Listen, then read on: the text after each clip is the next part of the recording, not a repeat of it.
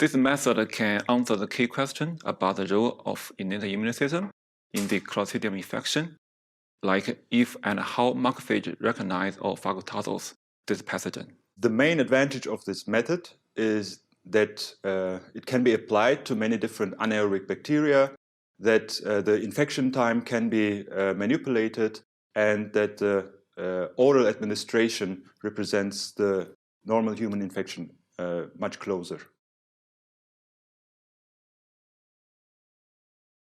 After culturing, transfer 1 milliliter of the culture into a spectrophotometer cuvette and measure the OD600.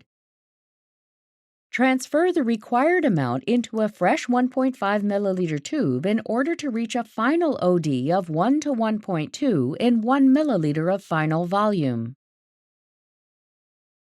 Wash one time with 1 milliliter of 1-xPBS and centrifuge at 5,000 times G for 3 minutes at room temperature. Resuspend in 1 milliliter of 1-xPBS. Add 3 microliters of working solution of the prepared fluorescent dye into the 1 milliliter bacterial suspension. Incubate the sample for 15 minutes at room temperature in the dark. After that, wash the stained Clostridioides difficile once with 1-xPBS to remove residual dye, and resuspend in 1 milliliter of 1-xPBS to achieve an OD600 of 1.0.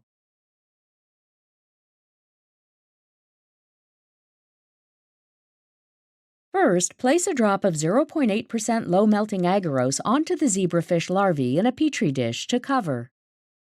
Gently adjust the